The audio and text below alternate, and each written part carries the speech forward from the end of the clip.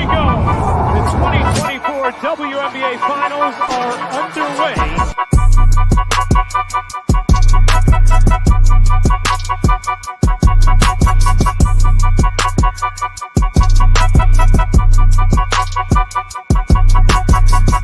Yo, I'm already hyped up. Hi, hello, and welcome to another edition of the MOP podcast. I'm your host, Mario, and here with me for the third time, I got the great Tori Phillips from the podcast Girls Who Like Hoops. So, obviously, it's an honor to have you here. And um, I got obviously one question for you. How are you doing?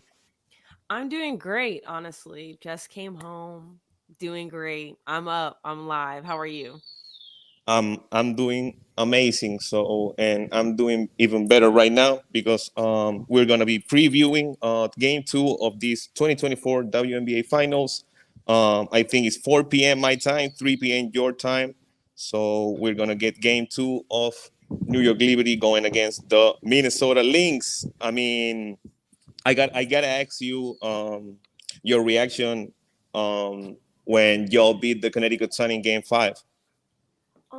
Honestly, I was really happy about it. Like, I felt like I have really all season have really since they had a preseason game against the Storm, and I just remember it going into like double overtime or something, and that was like the most exciting preseason game that I had seen. And so I was like, I think like this Lynx team could be like really fun to watch for the rest of the season, as well as like the Storm at the time.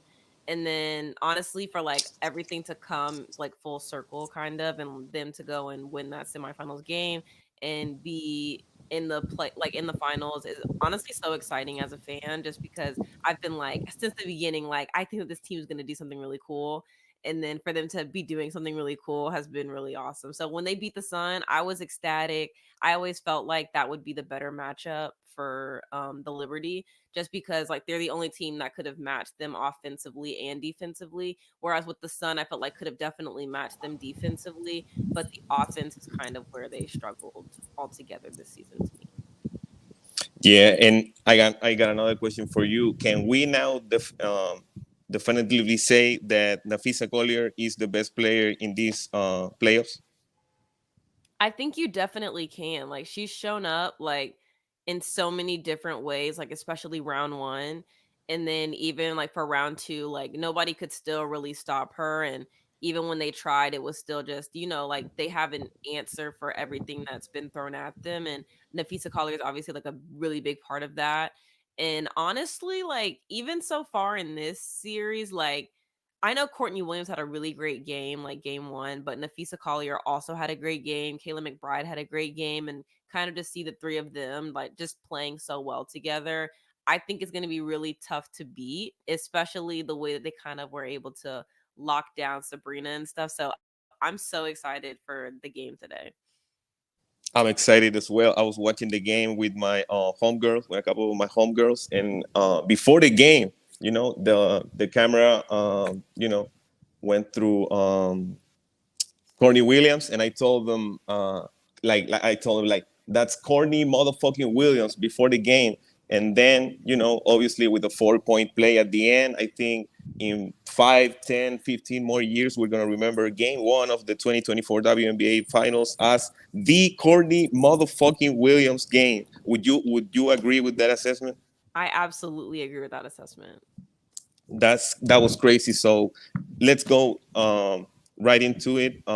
Game 1, Liberty. They are 0-6 in game ones in their franchise history in the finals. They are obviously 0-5 in the NBA finals. They were at home. They were the favorites. The Liberty was the favorite. I really like that Courtney Williams was saying that I don't care if you call us underdog, big dog, small dog, as long as we are dogs, it don't even matter. Um, but I gotta ask you, where can I go with game 1? It's like, wow, what was your reaction when Brianna Stewart got a chance to win the game at the free throw line, and she got them choke a free throw to win game 1 of these finals? Honestly, like super shocking just because like she's Yeah, kind of a player that's built for those moments so specifically. And yeah, so for her to have the chance to like really like the fact that the Lynx had even been able to come back like wasn't shocking to me just because like to me they've always played better in the second half.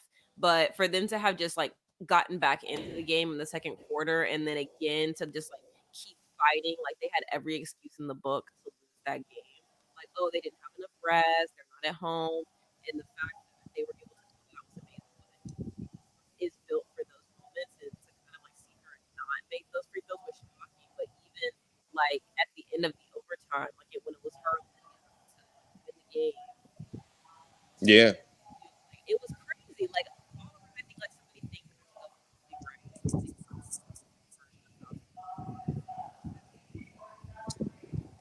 Damn, my bad. I think your mic. Something's wrong with your mic. Oh, one Oh, second. Are you? I Can think you hear now it's me okay. now? Yeah, yeah. Now it's perfect. Now it's perfect. Okay, okay.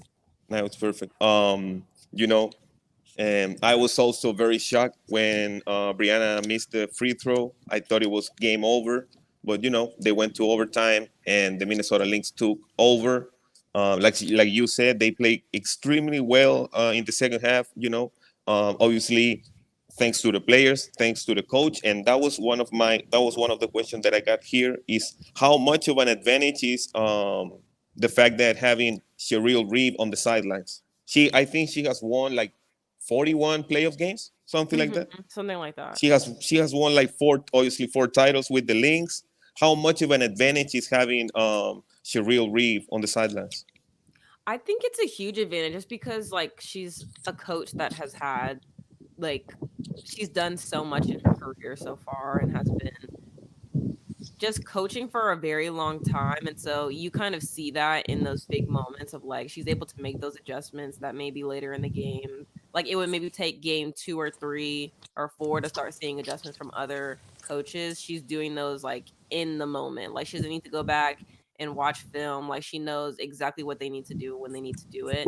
And I think it's been so helpful for them, but also they've even talked about throughout this season like sometimes Cheryl won't even say anything to them, like Yeah, they'll go in the locker room and they'll like be, hey, you need to do this, we need to work on this, we need to be cutting more, we need to be, help defense needs to be more involved, like things like that. Like they're already correcting like things for themselves. So I think having a coach to maybe like point out the things that maybe not the players are seeing, but just having that kind of culture in general where she feels comfortable having some of her vet players like kind of tell the younger players or the people who haven't really been in playoff like experiences like this, like having somebody say something at all is like a really great. And I think it is really the difference between the two teams as well.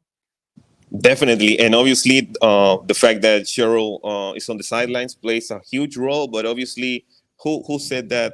I think it was Courtney Williams too. Post I don't remember which game, but she said like it's very easy to hold everybody accountable when you got a superstar like Nafisa Collier. It's like and one thing that I try to pay attention, besides the the offense and what plays they ran and everything, something that caught my attention with Nafisa is the fact that very rarely you see her like having bad body language. She Hmm. When she doesn't get the goddamn ball, she's not complaining. She's not screaming and shit. She doesn't get the ball. Oh, I'm gonna relocate and I'm gonna get I'm gonna go outside the paint. Then I'm gonna go back in. I'm gonna ask for the ball again. It's like I think to me that thing is like Tim Duncan. In the NBA, he was he wasn't screaming and going crazy after a jump shot with using the backboard and obviously like Sharia Reeve and Nafisa Collier. Those two important pieces give you a huge advantage, especially right now in the playoffs. Hmm. I think also you kind of see that as well, like with foul calls. Like I've noticed like a lot of like Liberty players kind of being like, like, come on, like give me the call. Like where's the call? Like there was a foul Yeah, there. And you don't really see much of that from the Lynx. Like they're kind of just like, okay, if I didn't get the foul call, it is what it is. I missed. Run back, hustle back down the floor for defense. And I think, like, that is, like, such a great thing, like, they're all so poised and, they know that they're not gonna get every call that they want, and so they're just, like, going out there and doing what they can, and when they don't get something that they don't want, like, it's right back on defense, right back, we need to get back to what we're doing. That I agree 100%. And they became the first team to overcome a 15-point deficit in the fourth quarter. The New York Liberty was up 15, I think, with 5 minutes to go in the fourth quarter, and they choked the game. I mean, that's always a cliche question, like who, Minnesota Lynx won it or the New York Liberty, give it away or choke the game. I don't really like doing that, but that came to my mind. One another question. Oh, I was doing preparation before this podcast, and I realized the huge amount of switching that Minnesota was doing, right? On defense, and uh, that was the reason of the Liberty getting a lot of offensive rebounds. They got like 20, right? I believe so, yeah. Yeah, and they were switching a lot, on defense. And I was thinking like, the Liberty was getting too late when they were trying to initiate often in the fourth quarter. I mean, in overtime, and sometimes you need a bucket, right? It's like, oh yeah, you can play team ball and everything, but you got Sabrina, you got Stewie. They were taking like 13 seconds on the clock to start the set, and you know. But that's another question that I got. Is like, obviously, we all agree that Sabrina is the third best player on this series, right? But I mean that I picked the Liberty in five. I picked the Liberty in five, and that was one of the huge reasons. I mean, not a huge reason, but one of the reasons of why I picked the Liberty. It's like they got the third best player on the series, but as a team, obviously this is only one game, but it doesn't seem like to be like a huge difference between Liberty and Lynx as a team. Right. I agree. I think they all have like I think the biggest thing was what people were saying was that the length was going to be the thing that kind of separated the two. And everybody was kind of like, okay, well, what are the Lynx going to do for JJ? What are the Lynx going to do really when it comes to defending her, defending like longer, like guards like Leona Phoebish or like a bunch like different people like Kayla Thornton. And it's like, I understood what they said, what they were saying, but like you had said, like with the defensive switches, like it's kind of like anybody has the opportunity to kind of like just go and like we can switch. Like it doesn't matter who you put on. It's like no matter regardless of who's defending you, like they're giving their all on defense. Regardless, like it could be a mismatch and you still might miss the ball just because somebody just had faster hands than you and was able to just grab the ball. And I noticed that they had actually like forced a lot of like jump balls this game as well. Yeah, And it was crazy. and it was like, I mean, I get what people are saying. Like, yeah, they're not the longest team. Like, they don't have this, that, and the third. But like, when it comes to defense, like they're giving it their all. They're giving 100%. And then on the offensive end, anybody can kind of go crazy for you at any moment.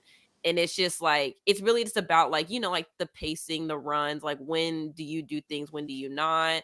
And I feel like that has really helped them. But I definitely understand people who like we're definitely thinking like the Liberty are taking game one. Like they might as well like take the series. Like they've been number one all season.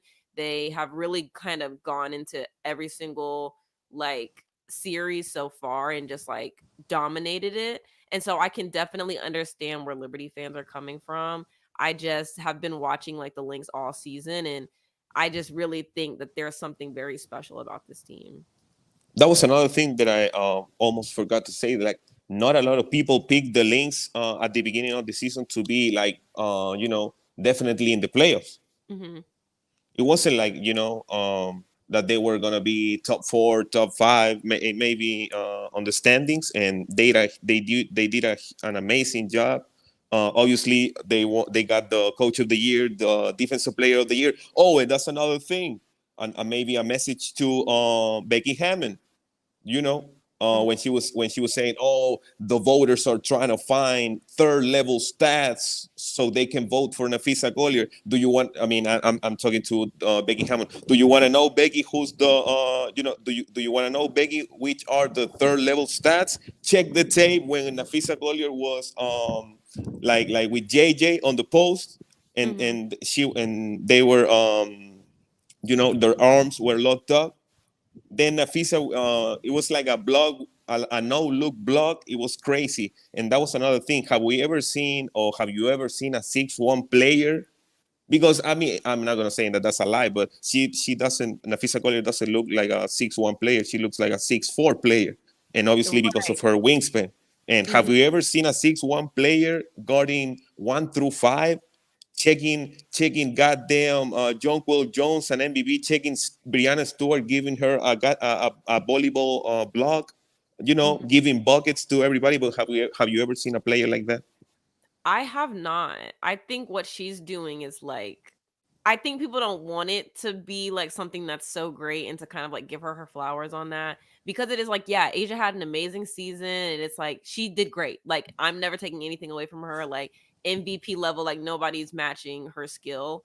At the same time, we've never seen like a player who's 6'1", who's supposed to be like, who's not supposed to be elite at her position the way that she is, and the way that she plays defense, and the way that she is also able to facilitate and stretch the floor. Like, that's not something we're supposed to be seeing, but we are. And I think it is hard sometimes for people to like give like everybody like the flowers that they deserve, because it is like you don't want to take away from like what Asia's doing, because what she's doing is next level. Like, it's going to be a while till we see a player like her again.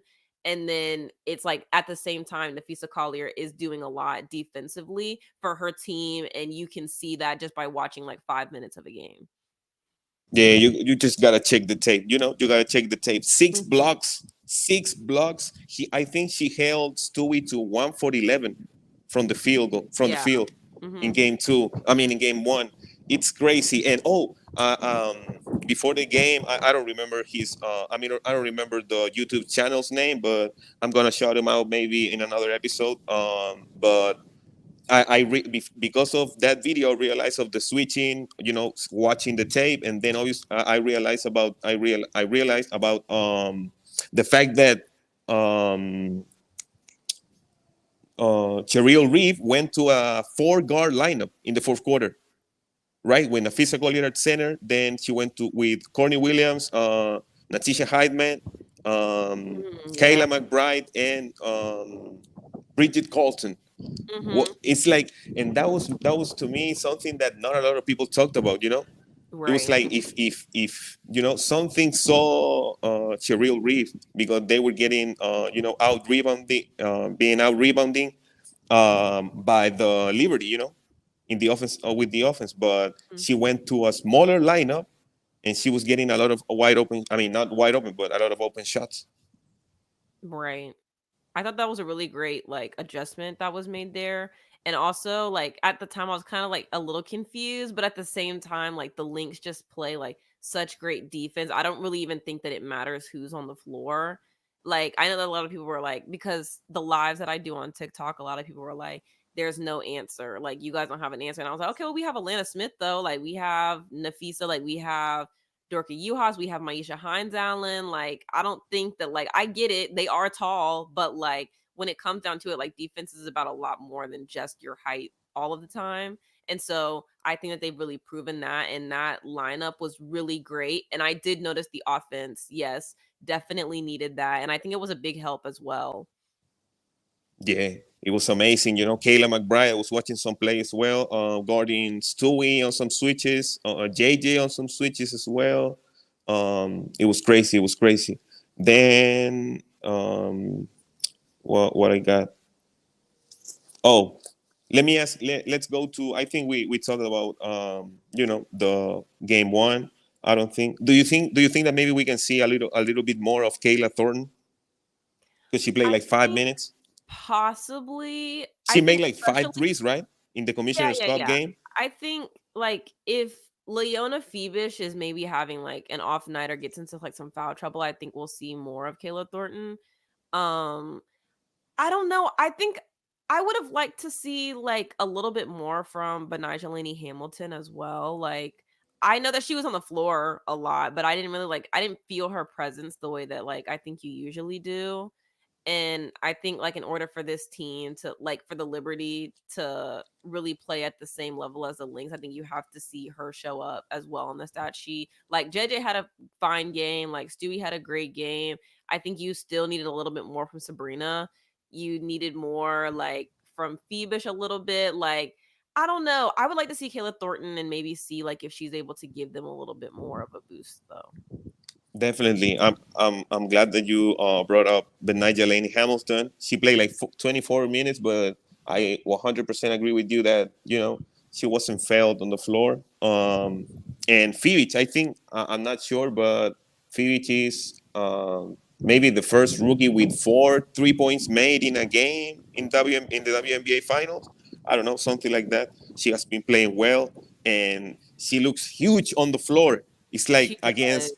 against the Lynx, she looks like I forgot, but she looks huge. 6'6", she's 6'4", right? She looks I huge. think so. And she just has like a long wingspan as well. Like, Yeah, it's crazy. Before we preview game two, I gotta ask you what's your reaction to the commissioner's decision or the WNBA decision to change the playoff formats? The playoff format changes. My bad. When I in think game one. interesting.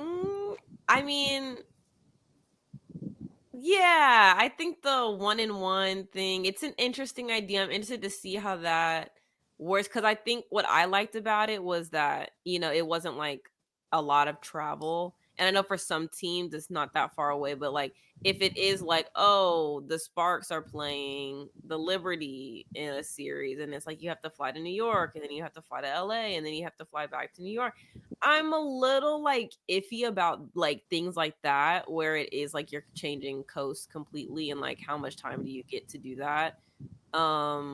But outside of that, I think that I'm interested to see it. Like this has been the line, like this has been the playoff like situation for a while now, and I'm interested to see like how that goes beyond in the next few seasons. And honestly excited for the extra games next season as well with the Valkyrie and stuff like that coming in and the other teams, the Toronto team and the Portland team. So yeah, I'm excited for all the little changes that are being made. I think it's helping accommodate like the future that they have set up for the WNBA. Yeah, and the Valkyries already got their head coach, right? Mm-hmm. The Yes. assistant coach for the Las Vegas Aces. So I'm Yes. excited as well for that. So my opinion is like as you said, maybe in the finals going to be different. In the first round, at least the both teams are guaranteed to have a home game, but and 44 games as well for the regular season. So we'll see. We'll see. Obviously, the NBA is going to be even more exciting next year with different players, new teams, Mm-hmm. the same rivalries, new rookies, and everything. So let's get to game two of the NBA. I mean WNBA finals. My bad. Minnesota Lynx playing at Barclays against the New York Liberty. What are your initial thoughts for this game two? For this game two. Initial thoughts are I know the Liberty are coming out swinging. I mean, I feel like they came out swinging the last game in the first quarter because the first quarter is their best. So, like, I always expect, I think it's a thing of like, if you can kind of keep up with them a little bit, like, if they go and score like 32, okay, you need to score like 15, 17 just to kind of stay in range. And then I think for the rest of the game, it's just about like dominating in like the little ways, in the small ways, like hanging around, but maybe you don't necessarily need the lead all right now. Like I think it was really great for them to kind of like exert some of their energy, like save it up a little bit in like the second and third quarter. So that way in the fourth, that's what kind of like led up to that like last run that they had that, tied it up and sent it into overtime. So I think today it's about doing basically the same thing, hanging around in the first quarter. It doesn't have to be like you're like, oh, it's 20 to 30, 20 to 32. Like it can be like 15, 17 range, but they're definitely coming out hard, fast pace at the first quarter. And then it's just going to be about staying with them until the end, I think. Definitely, definitely. For this game too, the Liberty got all the pressure. They got all the pressure in the world. If they lose this game, obviously this is a win, a must win game for them, right? Right, absolutely. If they lose this one, They are I cooked don't know if if they they I don't if think they they're lose. winning the next one. I Yeah. And oh, what? Damn, I forgot about that. What do you make about like we were saying before, seeing this new, maybe new side of different side of Nafisa Gollier's personality when she was saying we're gonna win on Wednesday to end Diana Taurasi's career. Then she said, hopefully we can win this series, close this series in 3 games. What do you think about that? Different persona, maybe that's not the correct word, but of Nafisa Collier that we are seeing think during these I think it's playoffs. fun. Like I think it's really fun to have like the little like trash talking a little bit. It's kind of like with Courtney Williams and Marina Mabrey, like okay, we're friends off the court, but like right now, like no, like we're you're the competitor. We're trying to win. I'll talk trash right now. I think it's really fun to see that different side of her personality because she always comes off as a really like nice and like sweet person. Like obviously we don't know them, but like in interviews and like the way she talks about her teammates and stuff, like she always comes off as like very personable and everything. But to be able to kind of like see that different level, like that kind of like switch turn of like I'm here to win, like I'm here to get this championship, hang something in the rafters. Like I like that kind of energy. It's crazy. She's averaging the most point in a playoff run by a defensive player of the year. She's averaging 26. That's crazy. Obviously, she averaged 40 in the first playoff series, Hmm. but I think, maybe that's going further into the future. If the Minnesota Lynx are able, I mean, let's get to another topic before we get into that. What do you make, or what would be your reaction if the Liberty lose these finals? They're gonna be seen and perceived as chokers, right? Like on Yeah. another level.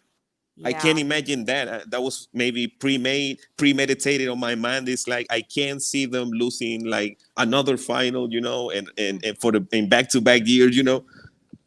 I think it would be really tough. Like, even like, because I'm trying not to think of it from like a fan perspective of like, oh, Yeah, like it's just, oh, they're chokers. But like, even for just like the players to work that hard, be number one seed, like, and you've done everything. You swept the first people you played, like gentleman sweep on the aces, and then it's like when it was like even when the Lynx had every reason to like not win the series, they're tired, they're blah blah blah, they didn't have enough time, they're not long enough, like to lose this one I think would be like a mental toll on a lot of like the big three players there. And so I'm curious to see like if they would blow it up maybe, and maybe like keep Stewie and Sabrina, but maybe you know shift some things around because it's kind of like I don't really know what else there is to do on this team anymore. Like their defense is good. Like they basically like beat almost everybody in the league this season without a problem. So it's like I think that at that point maybe you do think about letting go of one of your core three and adding somebody else to build around. it's crazy. If they don't get it done this year, they'll never get it done. Maybe the human psychology of maybe sports, the fact that they finally overcame their biggest enemy, the Las Vegas Aces. Hmm. They maybe felt some type of relief doing that, but it's not over. It's not over, and it's I'm happy either way. If the Minnesota Lynx win, I'm be okay. I'm be rooting for them. If the Liberty wins, I'm gonna be rooting for them. But I don't know. I don't know. It's going to be crazy. I mean, but do you think that Brianna Stewart received a lot of backlash because she missed the layup at the end of overtime and the free throw? I hope not. I mean, she was really like the player that seemed like I saw a couple of people on Twitter were kind of like it seemed like Stewie was like the only player who wanted the ball really in Yeah, like overtime or like really even in like the end of the fourth quarter. And I think that's so valid. Like Brianna has really shown up. Like that was the biggest critique people had for her last season was that she didn't show up against the Aces. And so I think you're seeing a very like you're seeing her show up today, like in this series. It's really just like about the other players though. Like it's about is Sabrina going to be able to show up the entirety of the game for the full like 30 minutes? Is JJ going to be stay out of foul trouble? Like I think it really just depends because again, it's not even really about like, oh, we need to make sure Brianna doesn't get her points, her shots off. It doesn't matter about one player. It's really about like making sure everyone else is struggling too. Like if we can't make it, like we can contest on Brianna, but she's probably gonna hit the shots regardless. At least like make it hard.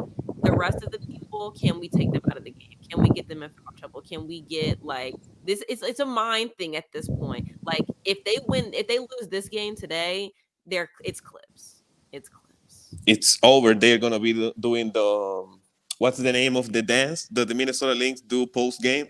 Oh Damn, my gosh, I know the it, but I can't slide, the think. slide. Yeah, I don't know. the electric slide. This the yeah, yeah, there's something like, oh man, that's gonna be amazing. So we are like under 50 minutes for game two. So what more can I ask you about game two? What more can I ask you? Oh, the other things like if the Minnesota Lynx get the job done, and obviously we can say that Nafisa Collier can get Finals MVP, would not for the majority of the people, but will she be considered the best player alive, I don't or know if she would be you know? considered the best player. I think that's been like a really hot topic on like WNBA Twitter, like the past couple Oh, of days. Is like, oh, Nafisa Collier is the best. I'm not gonna go. I'm not about to sit here and do too much. I love the Lynx. I think Nafisa Collier is a great player for this team. Like everything works very well in this system that Cheryl Reeves has built and created and all this stuff. I'm not gonna go that far and say that she's, oh my god, the best player.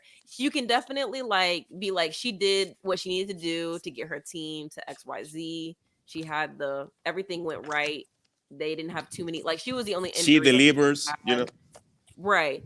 And so it's like it's tough for me to sit here and be like, oh, she's the best player in the world, because that's not necessarily, like, I really do believe Asia is the best player in the world. It's just she didn't, there were a lot of things going on with that team this season. Not to make an excuse, but like it's Yep, just that not. But Nafisa Collier, I think you can say is probably the best player in the playoffs right now.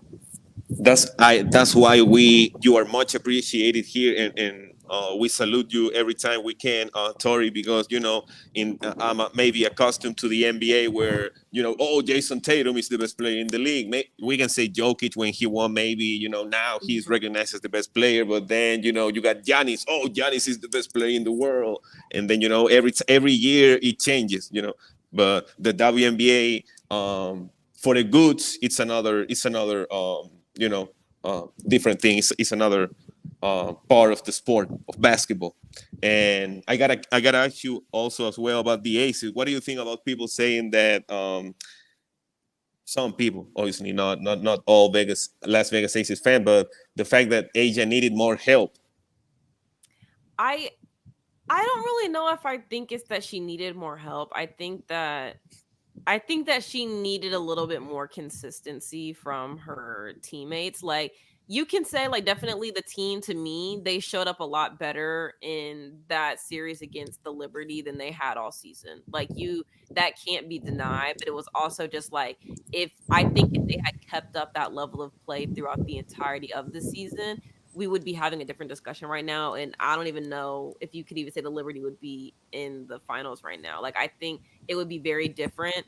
I do think that their bench needs work.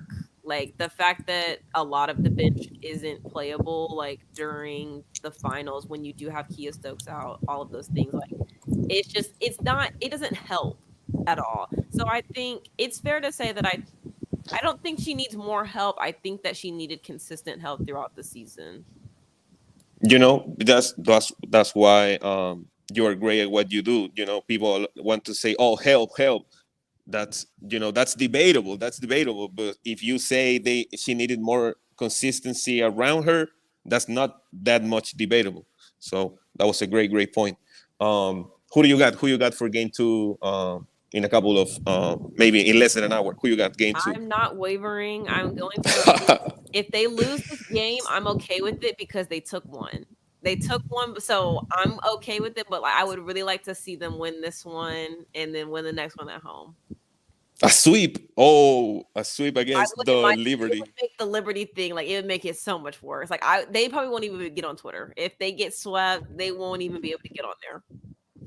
Damn, they're gonna be wearing a paper bag. Damn. That's crazy. I got the Liberty in a close game. In a close game, I got the Liberty by Kind of feel maybe. like the Liberty are taking this one, but I'm not. I'm still. That's still the Lynx still my team, Do so I'm you not gonna do too much. do you agree in conspiracy theories of rigging games and what's his name, the extender in the NBA? Oh, Scott Foster. Do you Oh, agree in all of that? I definitely believe that. So, like, it sometimes watch the game and it's just like, okay, there's no way because there were a couple of games this season where it was just like, just tic tac fouls like throughout the entirety of the game or like just in the third quarter and the fourth quarter. And it's just like, okay, what are we doing here? Because this should have been like, it's just like, or really for the WNBA, I think to me, sometimes the consistency of calls is kind of the thing that bothers me the most, just because it's one day we're calling every single moving screen, and then the next day we only called two. Like, it's stuff like that. I think if they could get on the same page with that, but I think they have been like, I think the officiating has been very good for the playoffs. They're allowing a lot more contact. I do kind of still hate the complaining, but I hate the complaining like in any realm of basketball. Like sometimes it is just go out there, take the contact, get the hoop or don't. But you got to get back on defense. You cannot be arguing about the call later. Definitely, I agree 100% as well with your take. So we're gonna have a great game in less than an hour. Obviously, once again, thanks for being here. This is your third time. You're obviously um, part of the family, part of the WNBA community. So you are very appreciated. Once again, thanks for being here, and hopefully we can do another live stream in another occasion. Absolutely. Thank you so much for having me again. I love it here. I love coming on here, yapping about basketball.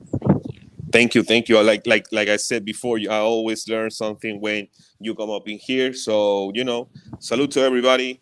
Share this video, subscribe to the channel, like this video as well. So that was it. The latest episode of the MOP podcast, the Mario Brandi podcast. Me and Tori once again, we knocked that shit out of the park. And until next time, take care, everybody. We out. We out. We out. We out. We out.